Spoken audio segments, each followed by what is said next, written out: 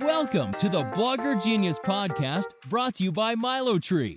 Here's your host, Jillian Leslie. Hello, my friends. Welcome back to the Blogger Genius Podcast.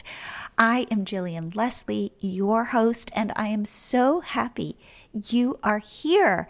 Before I get started, I wanted to talk about what we are building, Milo Tree Easy Payments, which is the easiest way for you to set up a live workshop or a membership or sell coaching or services.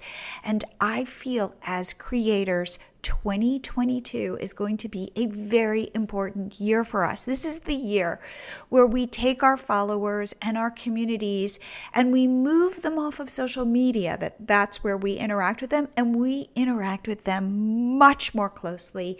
We get to know them more intimately.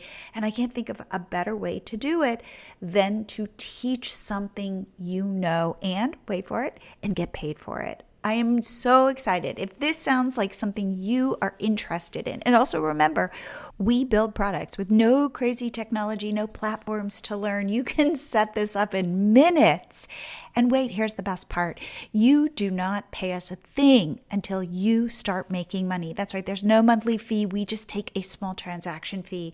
So there is no risk. We want to be aligned with you. So if you want to learn more, head to milotree.com/easypayments. Sign up for your free account and start monetizing what you already know. Today, I have Maria Conde on the podcast, and she is a business and mindset coach. I think this is a great episode to listen to at this time in December as we're all thinking about what is 2022 for us and our businesses. So we touch on topics such as imposter syndrome and limiting beliefs and money mindset and how to stop getting in our own ways. I think we all need to hear this, how we can use affirmations to change some of the wiring in our brains. I think you're really going to like this episode. I loved talking to Maria. So without further delay, here is my interview with Maria Conde. Maria, welcome to the show. Thank you so much for having me today. And we were talking a lot before I pressed record, and I'm thinking, oh no, I want to press record because there's such good stuff. But just to step back, will you share how you got to where you are today, coaching entrepreneurs to understand how mindset really plays such an important role in their overall success? Absolutely. I was in the corporate world for like 30 years. Wow. And there was a little bit of crossover in there because I'm not quite that old, but I've been a coach for about a dozen years. And I first went into coaching for completely different reasons. And I went in to be a health coach and a nutritionist. And then I sort of went into money coaching because I'm a CPA by trade. So that was sort of a natural evolution. And when I got into be a money coach, that's when I really realized that a lot of the stuff that gets in our way is in our mindset. And that was the time when I really, really noticed it. And then I kind of veered into different areas, and it was messy, and to get to where I am today, which is a lot more solid in working with entrepreneurs strictly in mindset, pretty much. I do some strategy because I have a 30-year background in business. So, and I've had several businesses in my lifetime. So it's a little bit easier for me to do both worlds because I have the background in it. When you look at successful entrepreneurs, let's say, and ones who are struggling, what do you think is the difference when it comes to mindset? What have the successful entrepreneurs been able to incorporate in their lives that helps them move forward? I think there's three real key components. And the first one is clarity, really knowing what you want, who you're serving. The more clear you are, the easier the path is. And this was a hard one for me to learn. And it's even more so now that it's getting easier and easier as I go along because I'm getting clearer and clearer and clearer. And sometimes it's really hard to get that clarity right out the gate. You have to take action to get clarity. It's not I love just that. you. Wait, I have to stop you there. Yeah, for sure. I love that. Just in terms of the way that I think about it, you can tell me what you think about this. I think you have to have a hypothesis and then you have to go test it. Yes. Yeah. So you can't keep it inside you and go, well, here's the way I think my business is going to work. And this is what it's going to look like. It's like, I think it might go this way. I'm going to go out there, build a crappy website, get in front of people, talk to them, make it messy, and like iterate and iterate. So anyway, I didn't Yeah. mean to interrupt you. Yeah, So no, that's continue. okay. And that's exactly how that evolution goes along. And so that first one is clarity. And the second one is there's a mindset component, but there's also about being productive versus being busy. And we get into busy mode when we're self-sabotaging, we're afraid to take some of those actions that we need to be taking. And so it's easy to get busy doing all the pretty stuff in business.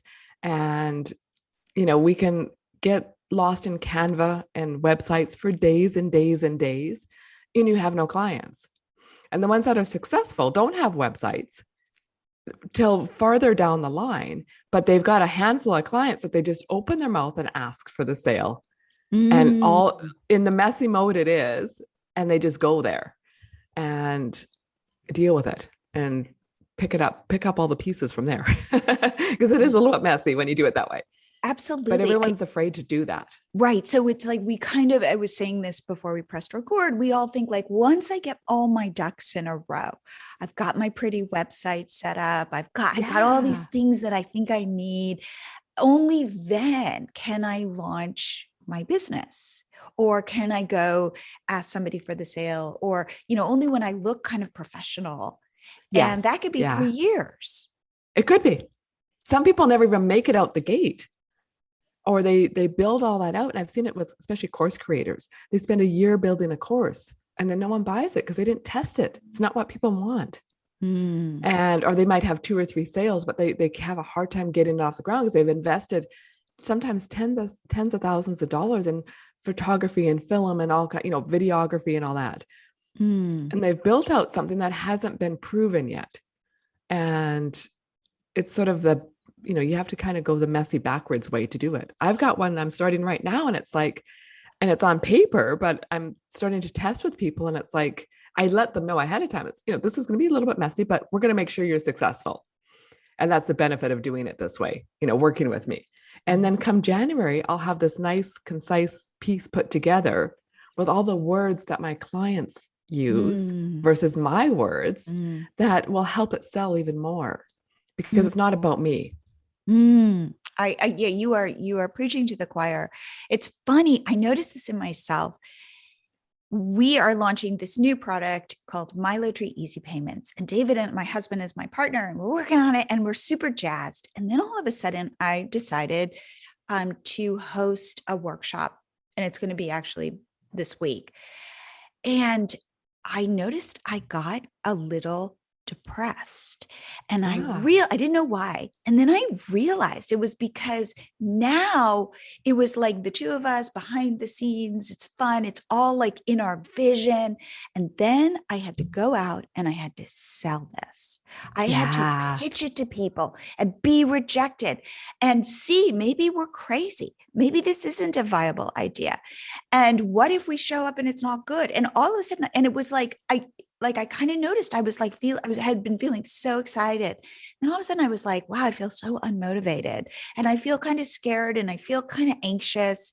And then I put it together. It was the time now to push myself into the discomfort. And I didn't like it. I love the planning phase, but to actually be there and do this weird thing of saying, hey, buy this from me, and this is, going to change your life. And all that was it was like I had to push myself to do it. But usually those first couple moments of that, you have to push through it, or else that's when people don't become successful. But the realization, though, that my sadness was tied to the next phase was very enlightening, because then I was like, I get it. And once you have that awareness, you can act on it differently then. So let's talk about, like, just in terms of, first of all, we were talking about how men and women are different when it comes to mindset. My audience is predominantly women. So when you think about coaching men versus women, what would you say as women or men, how we think about this? It's interesting because my corporate world is very male dominated, and I did a lot of coaching in my corporate world. And my audience in my entrepreneurial world and coaching world is very women driven. But it's interesting because still have a lot of men that always say to me, but men need that too, Maria. But what's interesting is, and I've done a fair bit of studying on confidence between both genders. And I don't even like using the word gender that way because, I like to have a little more fluidity in there. But men overall, everyone still feels scared, like that feeling you just said, when you have to put yourself out there, everyone still has that anxiousness, but men just proceed forward more so than women do. They're still scared, but they just jump into it. They know to be successful. Men have that, I think it's a little bit different drive of, you think of hunter-gatherers sort of thing, right? They have to serve, protect, all those things. And so it's a little bit more, I think, natural in them to step forward in that uncomfortableness. Right. They have to go like spear the wild boar. Yeah. To feed their so they family. just lead into it because they know once they get past a certain point, it'll be okay. Where women, it's sad too, because society has really held women back, I think, overall. And we're afraid to put ourselves forward. We're afraid to fail. We're afraid, there's a whole bunch of things that go with that. And it's society as a whole has sort of done that. And when we think about how women, what's a good word to use for it? When you think about what's an attractive woman, and if you're not that stereotypical, person, then you feel less. And there's a whole bunch of that goes on in society for women, not as much for men. And men don't get as hung up on some of that stuff, where women have multiple layers of that throughout history that has, I think, held us back at all different levels. So you think that when it comes to things like going out and asking for the sale, we have a harder time doing that? Oh, absolutely. Yeah.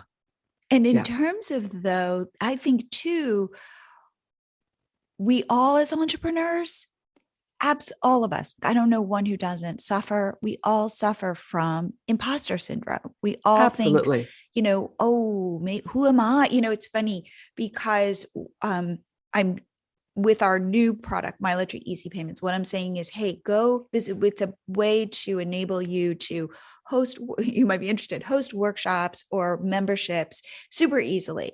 But what I'm going to be teaching next week is like how to set up a workshop where you can teach something. And I'm going to say to people, what are you an expert in? And whenever I've said that in the past, people kind of flinch and they kind of sulk and they go, I'm not an expert in anything. So then I say, what are you a small E expert in? Where you're only a step ahead or 2 steps ahead of where your people are, because and what's great about that is that what they're going through. You're not like the expert. You don't have the PhD. You're just like, I'm muddling through, but I kind of figured out a couple of these things that I can then go back and share with you. So when you think about this idea of imposter syndrome, like, how do you coach people about this? There's a whole bunch of different things. I follow, I can't think of the name of the book. Oh, I've lost the name of the book. But she has 5 different areas of imposter syndrome. And I look at each one of those areas because it shows up differently for people in different ways. You have the expert that feels that they have to know everything before they get started. And then there's a perfectionist that sets a bar far too high for themselves. And there's the natural genius that they are the expert in everything and they don't want to even accept help from other people. They think they know more than everybody else. And that holds them back too. And then you have the soloist, who's the person who won't ask for help, and the superwoman. And that is, you have that person that competes on, well, I had 7 clients today and I did the groceries and I went to 3 meetings today, and, they're trying to do more than everybody else and show that they're, superwoman, but that's not serving them either. Right. And those are all imposter syndromes. And I can't think of the woman's name. I can get it for you, even if you Yeah, post some and I'll put it in show the notes show and stuff like notes. that. It's a really great book, and it's all about imposter syndrome for women. And there's another really great book about confidence, and it's a code of, I think it's called Confidence Code. That's a really another great book on confidence. And they bring in all those different layers to it. So depending on what somebody's thing is, I treat it a little bit differently. And, if they think that they're better than everybody else, then it means that they, you have to work on a different area to get them to be open to all new things in life, right? And that they can learn from everything. And because that's still not serving them when they go to show up. And, for me, I do a lot of work. Well, as you know, I do rapid transformational therapy, which is layered in with hypnosis and NLP and a couple other modalities. So, and I mix Could that you with the just share what coaching. those are for the people who don't know? Yeah. So the rapid transformational therapy is a faster way of getting through limiting beliefs. And it's rooted in the base of hypnosis, but we do NLP in the sense that we're reprogramming. So we look at those limiting beliefs and then we transform them to say, okay, that's not who you really are. Those are beliefs that you chose when you were little for all kinds of interesting reasons. And then we reprogram the mind to say, okay, what do you want in your life? And how do you want to show up? And then that's how that transitions. And it's more NLP, which is neuro-linguistic programming. And that just helps reframe the mind and the subconscious, because we have our conscious and subconscious. Our conscious knows what we want, and the subconscious has another agenda. And I love using go ahead. I was going to say, so when people have these limiting beliefs, what are some of the most common? I was just going to give a great example. And I love using this example because this was me way back when you go to do that sales conversation. You just said, when you go to step out there and you need to say, okay, you have to ask for the sale, all kinds of stuff comes up for you, right? Your conscious mind knows that you need to do this to be successful. It knows that. But your subconscious mind in the middle of that conversation is going to do all kinds of crazy stuff, because its job is to keep you safe and alive. And if you're in that flight and fight, all that space is kicking in, then it wants to keep you safe. So it's going to do whatever it needs to do to get you out of that situation. To kind of sabotage it almost. To sabotage it. Yeah. So I'm in the middle of a sales conversation and I just deposition myself and derail and, won't say the price and I'll hem and haw. Like I used to do this, way back when. And that's what's happening, is because it's trying to protect me. And that's what your subconscious does. And you have to go back and look at, okay, why does it need to protect you so much? And, there's a lot of people that are afraid of success too. And there's some layers in there that you have to get into. So it's not just a one-stop shop sort of thing, that every person has different layers of why they've shown up the way they have throughout life. Do you have any techniques for people to examine themselves, to figure out what their beliefs were? So for example, when I was telling you this, that I noticed I was not as happy when we were talking about our product. And I kind of had to step back and go, why do I feel this way? Then I was able to recognize, because we're switching now into kind of forward facing selling, putting our value out there and kind of saying like, possibly reject me. Yes. I was able to have that like moment and that ding, ding, ding. But because I am kind of self-reflective in general, I was able to get at that like nugget and go, and like kind of shine the light on it and say like, can I challenge this? Can I still move forward? But for a lot of people who are really busy or don't spend the time doing this, they're kind of operating then on these two layers where their conscious mind is making certain decisions and their unconscious mind is making other decisions. So how do you get people to really go, here's the thought behind the thought? Yeah, there's 3 ways. And obviously some are slower and faster. Doing a lot of journaling yourself, where you're saying, okay, what is causing this? And just sitting down and being quiet, sort of meditating through it, can work. Having a coach that can actually ask you all the right questions to try and dig through that. And then when we use the hypnosis actually takes you right back to that. And that's why it's called rapid transformational therapy, because it actually takes you right back there quickly. And is it usually based in trauma, those kinds of things? Not necessarily.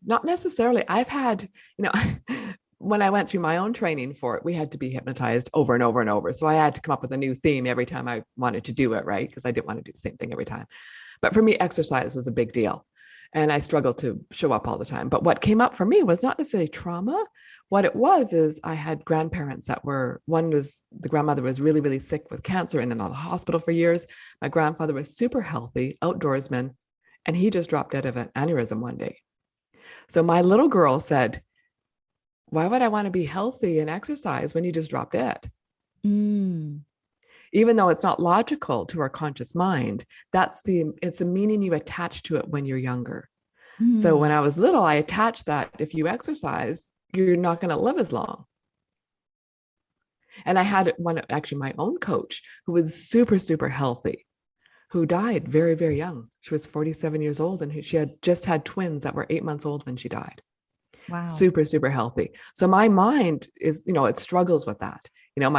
The conscious and unconscious have two different agendas, and your subconscious is trying to keep you alive. That's what it does.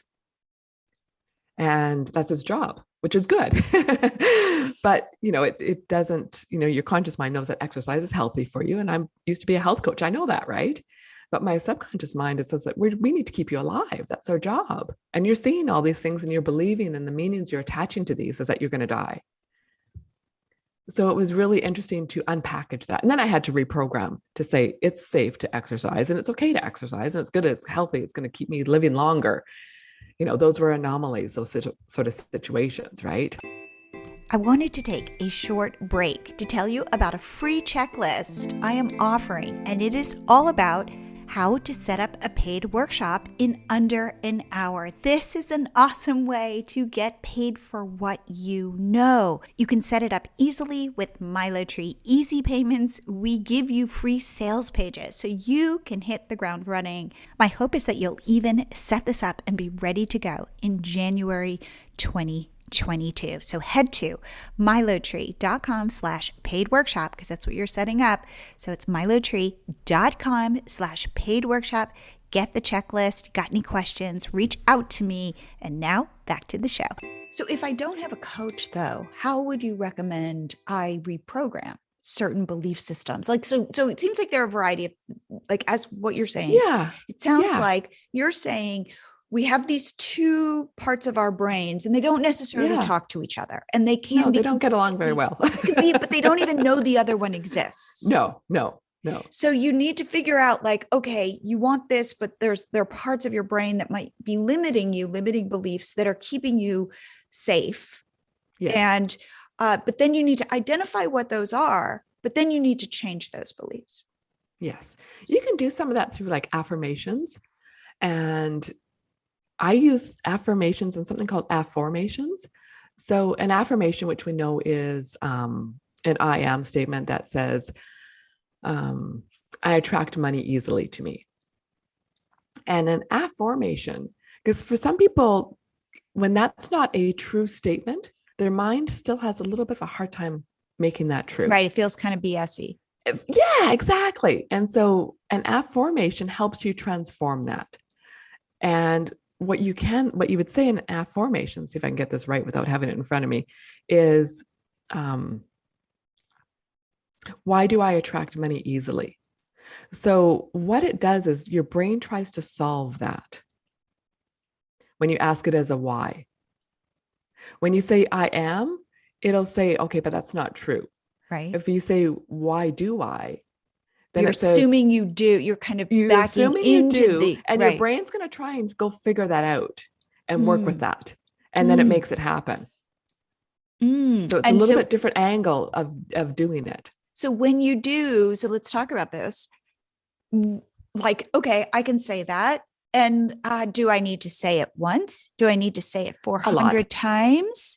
Do I need to I do them daily. You do. So let's talk about that. When? And so it's best when you do any of these, subconscious work is right when you're waking up and right when you're going to sleep at night, because you're going into an alpha state at that point. And I love doing the mornings when I wake up, and you have, I believe it's like 17 seconds before your conscious mind really kicks into gear and starts going into your agenda and panicking and, oh my God, I got this client today. But if in that first, when you wake up and open your eyes, the best thing you can do is, for instance, and I did it this morning, I have this podcast recording with you today. And it's like, I woke up and I said, I have this recording first thing, and I want all the perfect words to flow out of my mouth. And I don't want to get jumbled in my mind. And I want it to be clear and concise. I want to show up with grace. And I feed this to myself. And, I have 2 clients right after this session. And one of them I know might be a little bit challenging. So it's like programming for that to be successful.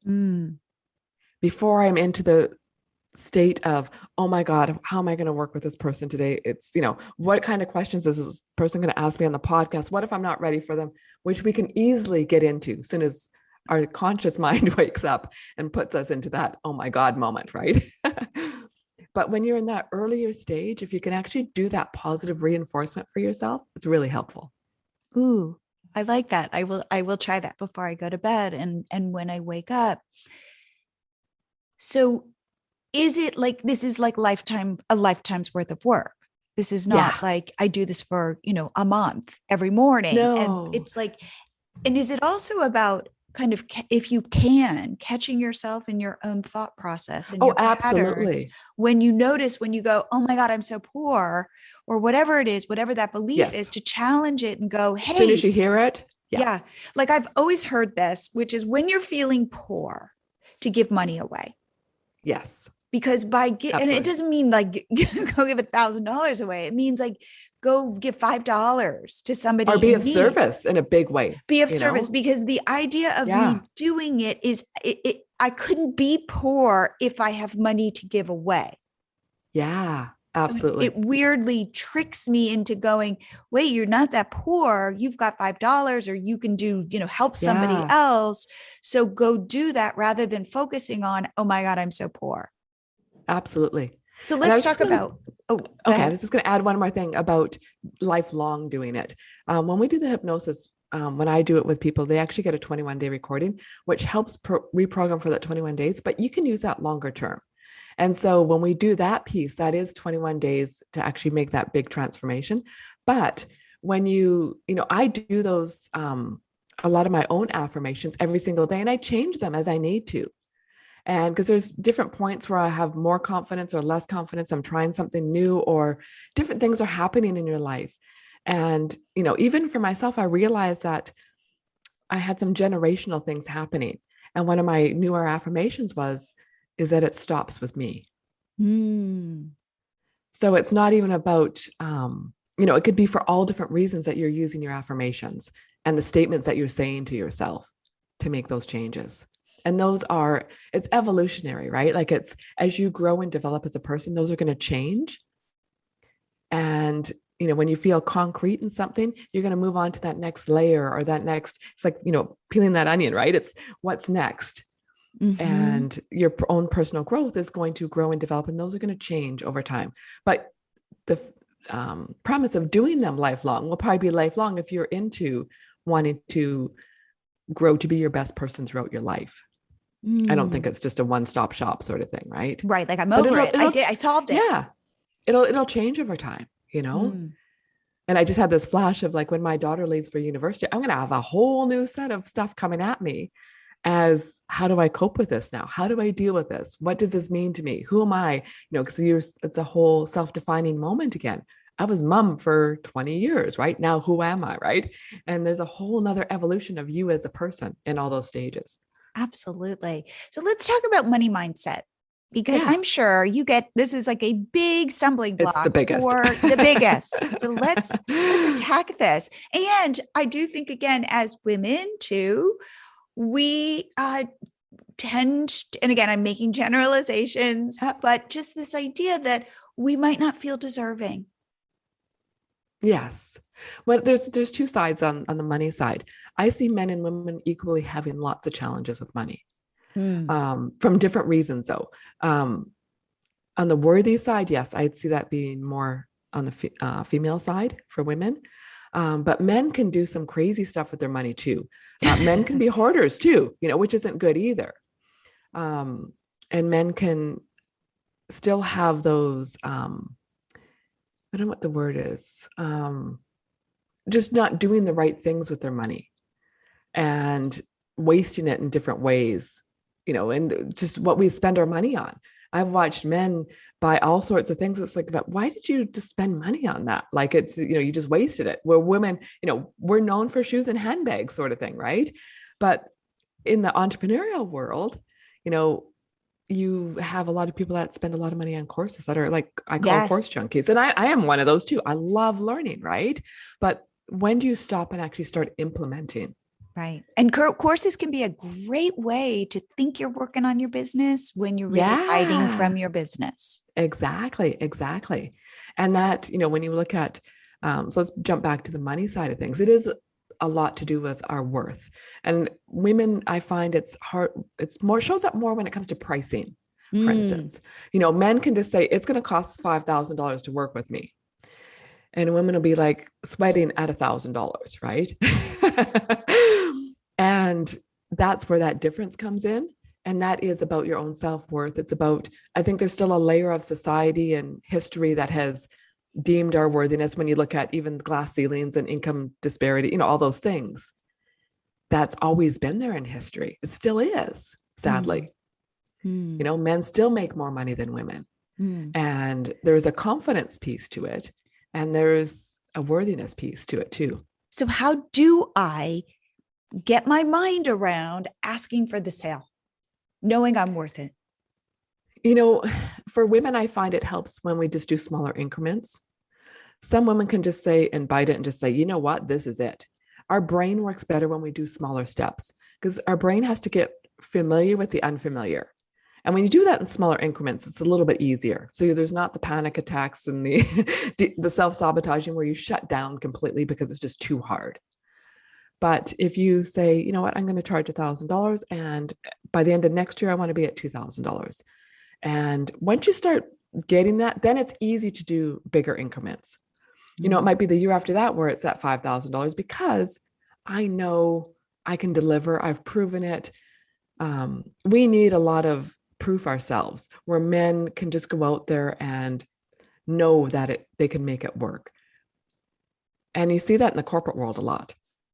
When men and women apply for a job, a man will apply for a job if they feel they can, not even remotely close to, but if they can do a little bit of it, they'll apply for it. I read the same thing. It's something like men will apply for jobs where they have 10%. Yeah, like it's small. The skills that are needed for the job, whereas a woman will apply for a job only when she has something like 85% of the skills for that and job. If there's one thing on there that she can't do, it'll she's throw like, her off completely, no, right? Totally. Yeah. But I feel like as women, we are taught, and it's part of our DNA to be helpers. And it seems almost like icky to go, well, I'm a helper, but I need to get paid for it. Yeah. Instead of I give it all away for free. Yeah, absolutely. There's that too. And I just wanted to add another piece on the corporate world, which when it comes to our money stuff, let's see if I can articulate this right, because I lost my thought in the middle of that. When it comes to, like, we'll say promotion or making money in that sort of environment, a man will get promoted based on his perceived ability to be able to accomplish something, but a woman will only be promoted based on what she's proven herself to do already. And so when we look at that, when you look at how that disseminates, sort of through society and, community and everywhere, because it comes down into your home, it comes down into your family. And then when you show up as an entrepreneur, it's all there still, right? And where we have to prove ourselves, where a man will just put a price tag on something and make it happen, where we have to prove that it's going to work out okay. But, I just wanted to add that. But then you're going back to that helper side too, which is, it's hard to put dollars on our helping people, Right. especially when you get into holistic practitioners, and that's on the male female side too. It doesn't Mm-hmm. matter who you are. If you're a Mm-hmm. holistic practitioner, Mm-hmm. your innate way is to help people. Mm-hmm. And unless you've been a doctor and you have hundreds of thousands of dollars worth of tuition bills to pay, they make a lot of money. But when you look at just general, Mm-hmm. if you're a massage therapist, for instance, or Mm-hmm. a nutritionist, those are people that are just helper people. We need them just as equally as everybody else in this world. But there's a piece that says, if I'm helping, Mm-hmm. why are you charging for that? There's also society that says, if you're doing that, why are you charging for it? Right. Well, if it's you're a kind money of, coach, why are you charging people to learn that? Right. Right. Well, it's the kind of thing like, your daughter wants a snack and you give her a snack and you don't think to go, okay, that's $5. Like, okay, Yeah. now you need to pay me for taking care of you. It's just Yeah. natural and it's what we do. So all of a sudden to be like, well, Yeah. wait a second. Oh, I can help, but my helping has value, financial value. Yeah. But the big piece is, and that's what I bring into my platform a lot, is the more money you make, the more people you can help in this world. I know. And I a lot of people agree. have that disconnect. If I charge for this, that's great, because if you're charging for that, it means you can reach so many more people, whether it be through paid advertising or you're actually doing a charitable thing. A Yeah. lot of people that make a lot of money, especially women, build out charitable foundations that support whole communities and schools and all kinds of amazing things. Yep. Because they've made a lot of money. Yep. I had a guest on who was a blogger way at the beginning, and she said that exact same thing. She's like, I want to make $1 million. I think she was making money. She's like, because I give away money. Yeah. And if I can do, like, it was so bold. And I was so impressed with her to be like she knew her vision and her why and why she wanted to make money. There's that there nothing wasn't more, like the embarrassment, like, well, I kind of want to go to Hawaii, It was much and more. you can have both of those, there's nothing better than writing a check for $10,000 and hopping on a plane to Hawaii in the same moment, because you can, right? Absolutely. And being good with it all. So if I were to want to chip away at my issues around money, what would you recommend I do? People hate this part, but a lot of it's looking at your own actions. I believe in tracking your money. And money in and money out to start with. I still track all money in. Actually, I'm an accountant by background, so I track everything. But really, really focusing on where your money is coming in and where it's going out, so you're aware. And once you create that awareness, I looked at it this year and I said, well, man, I made a whole bunch of money on these passive income things. I need to up that, because that feels great to make that passive income. But I wasn't aware that I was doing so much of that, right? Mm-hmm. And then this piece that's feeling so hard and it's not really making any money. So why am I doing that? But we don't often look at our money because we don't want to. Yeah. But you can't transform anything if you don't know what it's there. Right. A lot of people, I work with people that are encore career, I call it, where they can actually retire if they wanted to, but they're afraid to look at their numbers. But when they do, it's like, oh, it's, when somebody helps them do the math, like even a financial advisor that says, yeah, you could retire now if you wanted to. And if you're going to do this business, this is what it would look like. But they just don't even want to go there. And they have, a lot of people have I want to say like a warped sense of what they think is in their world for money. And it goes on both sides. People don't realize how much they have. And then some people don't realize how much debt they have or how little they have. And nobody wants to look at that often. Money hasn't been a positive thing in history all the time. Yeah. It's weird. But it's very empowering when you do. So you're saying go to the scary, dark money closet with your biggest flashlight, open the door and go shine the light. Exactly. Know what you're dealing with and then take those first steps. Okay. Yeah. You get a bunch of debt. I like to reframe debt. I really love to say, and I learned this, I want to say about 30 years ago with my own coach. And I did not like the word at all. She says, I want you to be grateful for your debt. I said, do you want me to what? She says, you need to be grateful. Somebody believed in you enough to give you credit so that you could have all those things that you have. You got to go to school. You got to go to that trip. You got to have whatever's in your home, whatever it is. Somebody believed in you that you were going to pay them back and had faith in you, and you need to be grateful for that. Mm. Mm. And it's like, okay. And so I do take that space now. Mm. That's interesting. And Okay. yeah, and I don't feel, if I do have some debt, which mine's gone up and down throughout my life for various reasons. And, I've done different things over time in school and bought properties and things, and it's all over the map at different points. Right. But I never get mad at myself anymore for it, because when I was young, I would beat myself up and, I have a credit card balance. I get mad at myself. It's like, but that there was purpose on that, there was a reason for that. And, your daughter needed emergency surgery that you paid for on your own because that was the best path at that moment, And so it is what it is, right? And my daughter, when she was 2, fell and crushed in all her teeth when she was little. And I had to pay to actually have them all extracted. Ooh. At 2 years old. Yeah, it was a nightmare. Ooh. Okay. So her teeth would grow back in properly, right? So Uh-huh. that was a big bill, right? And so I could beat myself up about it or say, wow, I'm so grateful somebody believed in me that I actually had credit for that when I was at that point in my life. Hmm. So, yeah. Now, what about this idea of, I painted this scenario for you earlier before we pressed record. This is the narrative I hear. Yeah. I have my job, I'm married, and then I have kids. And I go, you know what? This isn't fitting for me. This life doesn't work for me. I want to do something on my own. I want to start a blog or start an e-commerce store or something where I can then take my fate in my own hands, have something that's mine, that hopefully is making money, where I can, send my kids to summer camp or whatever. And it's really important to me. However, say my husband doesn't understand this, or my in-laws or my neighbors or my girlfriends are like, what are you doing? Or that's so cute, whatever it is. And you feel disempowered, kind of belittled. It just feeds on those narratives that you're already telling yourself. And let's say you're just starting, so you're not making any money, but you are putting in a lot of time, and maybe money's going out to pay for this. More often than not. How do you not just crumble and give up? Yeah, and I coach on this a lot. And more often than not, your family is not going to be supportive. And when you start getting successful, your friends are not going to be supportive in the sense that they're going to be envious of you. Ooh.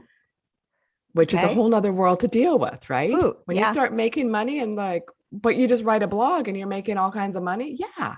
But they don't see what goes on in behind the scenes. So there's sort of two different angles. You need to be surrounded in a community of people that support you. And you're going to have to usually find that online or whatever world you're in. You probably have a community. I have a community of people that's where they get that nourishment from. So that when things are rough, you've got support. You've got somebody who's got your back. And I always tell people not to tell their family a lot of stuff. Don't lie to them, obviously, but don't elaborate on all the stuff all the time. Just don't go there, because it's just going to hurt you if they're not supportive. If they're really supportive, that's great. But if they're not, just say, you know what, I'm just going to go write my blog today. See you later. Don't get into all the details, because it's just going to deflate you if they're not supportive. So it sounds like, again, I agree with this completely. Find people who are like-minded, who understand. It's funny. I remember you got to find your tribe. Yeah. When my daughter was in preschool and we were starting our company called Catch My Party, and the other mom, I didn't talk about it to them because I didn't think they'd understand. But then I had this whole online world where people totally got what I was doing. And I learned very early not to really, we had enough to talk about in preschool, be like what we're feeding our kids and all that stuff, that I didn't have to be sharing. Because when I did, I didn't get the feedback that I needed that fed me. It only made me question what I was doing. Yes. And then that's when people give up a lot of times too. When because they believe what everyone else is telling them. You're wasting your money, you're wasting your time.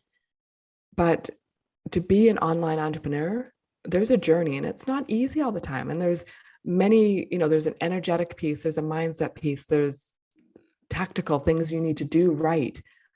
There's many layers to it.